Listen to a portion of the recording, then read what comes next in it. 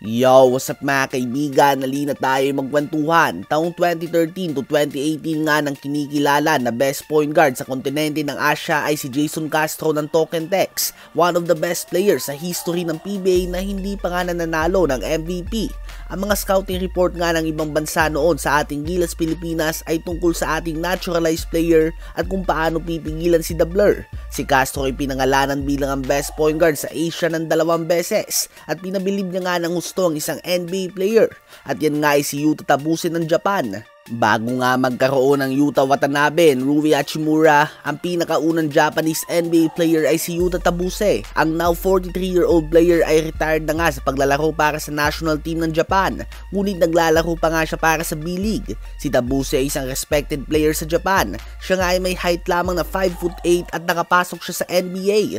Bagamat hindi siya nagtagal sa Phoenix Suns noon, 4 games lang nga siya sa NBA. Siya ay kinoconsider pa din ng iba bilang ang Michael Jordan ng Japan sa kasikatan. Ito nga ay matapos sa pangunahan ng kanyang high school team sa 3 magkakasunod na championship. Si Tabuse nga ng Japan ay hindi nakaabot sa Olympics sa kanyang panahon. Ganun pa man ay sobrang proud nga daw siya nang makita niyang makatatlong panalo ang Akatsuki noong World Cup. Bilang isang commentator sa World Cup, nagbalik tanaw nga siya noong nakaabot sila sa semis ng FIBA Asia Cup at nakaharap nila ang ating Gilas Pilipinas. Naalala niya nga daw yung point guard natin na number 7 si Jason Castro.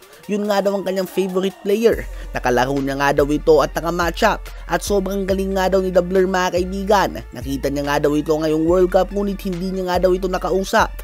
Noong mga oras na daw yun ay sobrang galing nga daw ni The Blur mga kaibigan.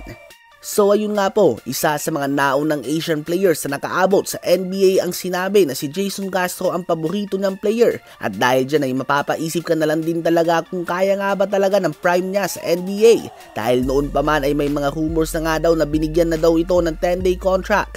Ganun pa man ay rumors na nga ito at hindi pa naman ito dininay o kinonfirm ng 2-time best point guard in Asia. Ano ba masasabi nyo tungkol dito? Ngayon ay tumungo naman tayo kay Devin Booker. Ayon sa kanya ay respectfully, hindi niya nga daw alam kung paano silang tatlo ni KD at Bradley Beal dedepensahan ng mga teams. Tila ba makabagong version nga ito mga kaibigan ng I'm fine in the West. Walang duda na sila nga ay tatlong very talented individual players na lahat may kakayahan gumawa ng 40 points at any given night.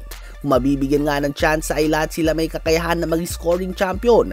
Ganun pa man ang ibang fans ay natatawa na lang kay Booker dahil isa lang naman daw ang bola. Hindi naman nga daw sila kailangan depensahan ng sabay-sabay.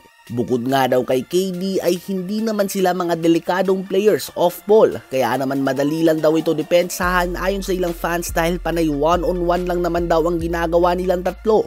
As of now ay questionable pa ang opensa ng Suns in a way na wala nga silang traditional point guard sa lineup.